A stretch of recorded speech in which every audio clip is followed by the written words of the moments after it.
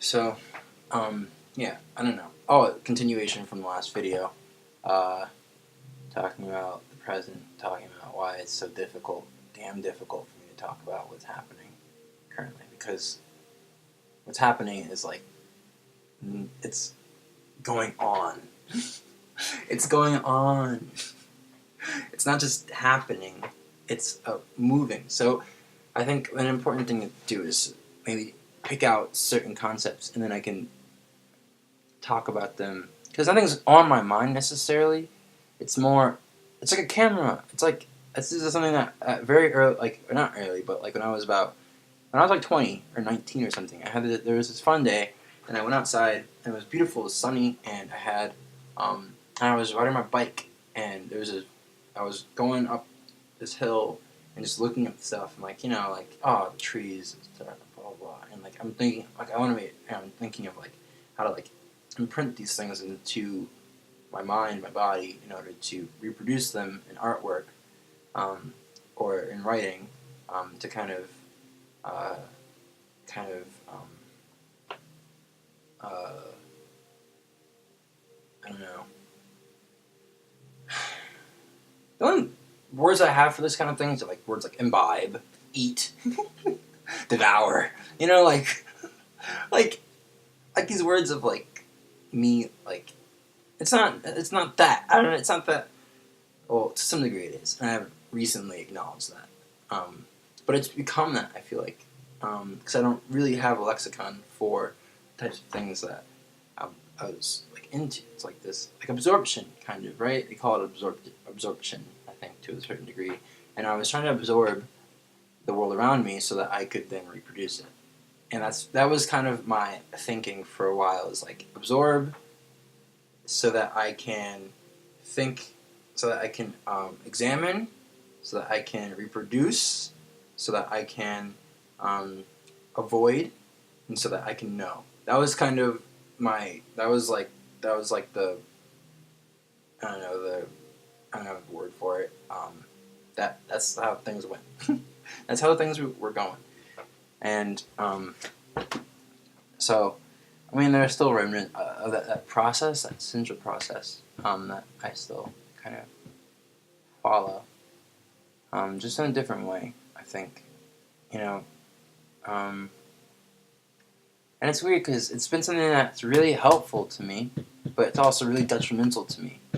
And it's evolved in some very, I think, nasty ways, very harmful ways to both myself and to myself, and ways that I don't like, that I can't abide by anymore. Like that I can't sit here because it's not good. Like recently I learned about energy vampires because I'm in this situation and I'm like, okay, I'm an empath. And then we just accept that because, it happens where, like I'm with people and then like for after enough time, like there are situations where like there's been like, okay, I should talk about myself. Maybe I should start talking about people in general, but I don't know yet because I'm still putting this together. So let me not stop in the middle of talking. So you know, when you like, when like you're around a person and it's like, and okay, no, I can't talk about like that yet because I'm talking about how things led. I'm talking about process. I'm talking about, um, you know, this progression. So, not really a progression. I don't want to call it progression, but a process. So, as I was anyway, so like my dad, for example, and anyway, so there's a lot of complicated things, but long story short, there's this relationship where with my parents and with a lot of the world, other people, but specifically with my parents, where I've been trying. But my idea was, okay, let me learn as much about them as possible, so that I don't end up like them. So I can learn from their life, and I can figure out who they were, who they are, etc., etc., and then I can like move on with my life, become like who I am, etc., etc. Which sounds like great, and it's a good thing. Thing is that because of my openness to their experience, growing up as a young adult, and you start to, like, especially when you still live with your parents, and, like, your life circumstances make it so, and you keep coming back to their house, their houses, because you're not financially stable yourself, or not emotionally stable, whatever, blah, blah, blah, it goes on and on. So, I'm with my parents, and, and, like, there's this thing of, like, codependence, like, there's this whole, because I was it's very complicated. So maybe I shouldn't talk about it like that, because I can't just go into that in a spirited dialogue. Point is that I found out that, because I haven't thought about it through yet, so I don't know how this works. I don't know, necessarily.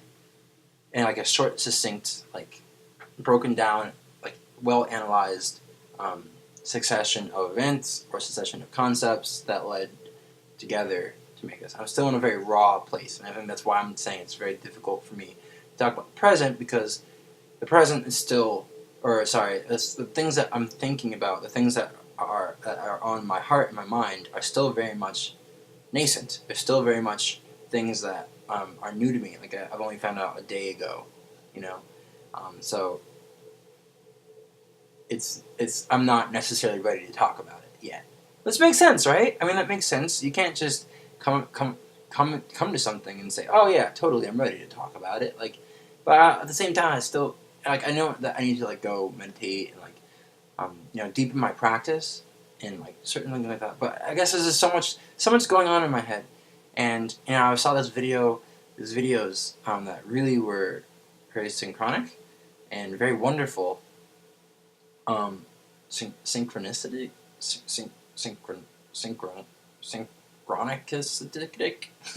synchronistic, maybe, from this dude, wonderful channel.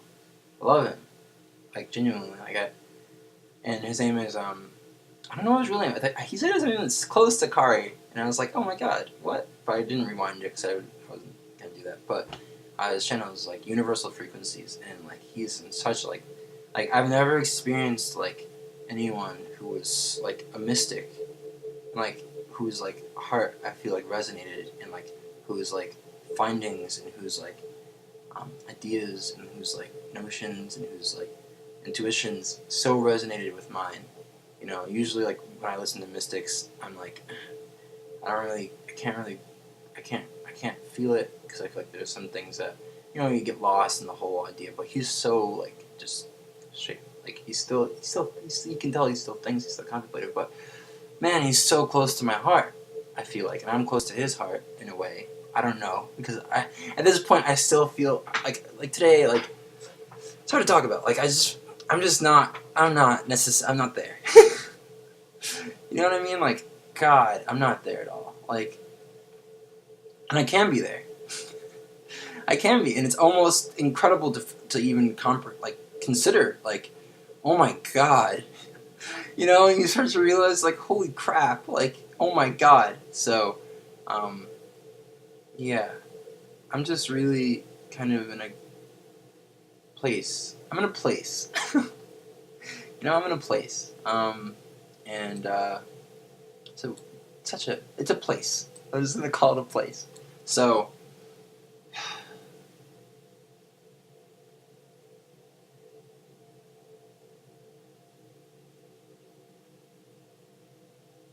I don't know. I just I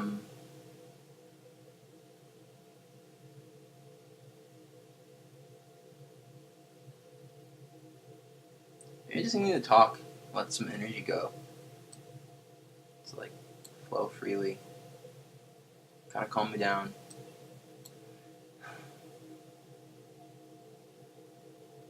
I don't have the lexicon of a mystic. I don't really accept most of the stuff that mystics talk about. However, I myself I'm a kind of mystic, I think. I'm a sort of mystic.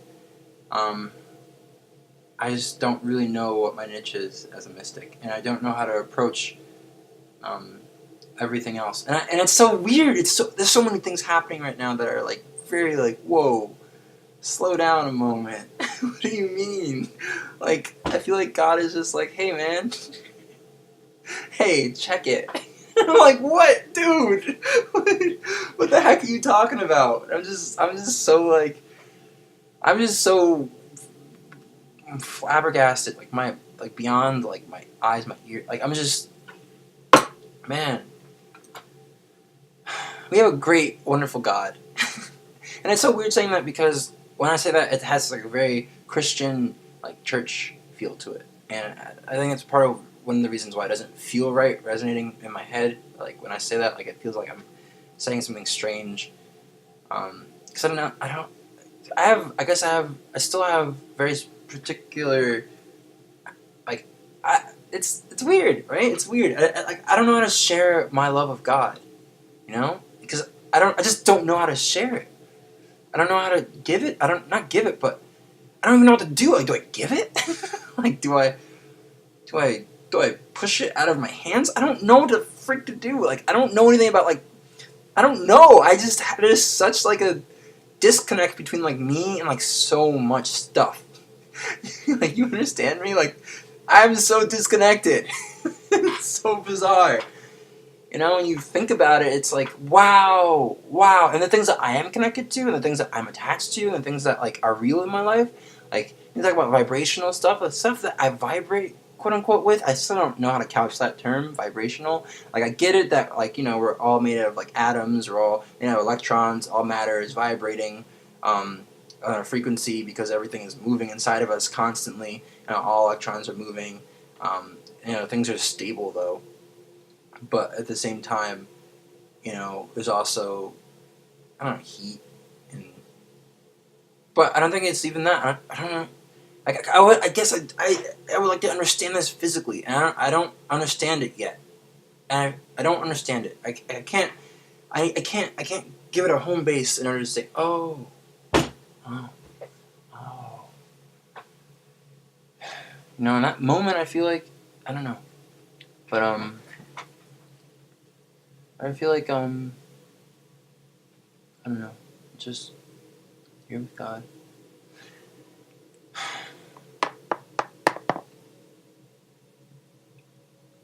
And I was thinking in the car, like, there are moments where, like, I get really close to, like, having a big breakthrough.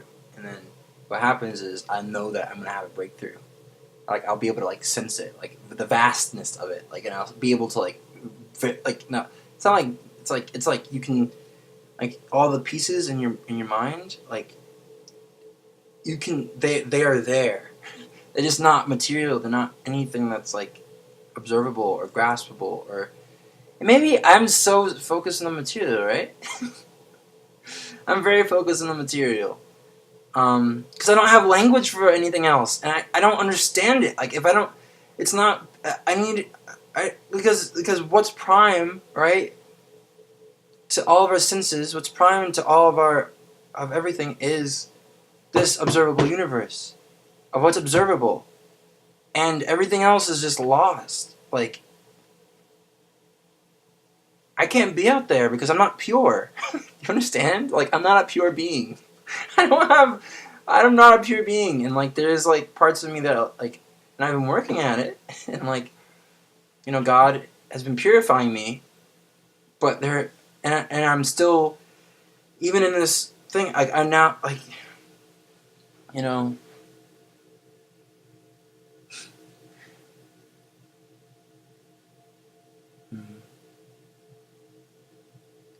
um,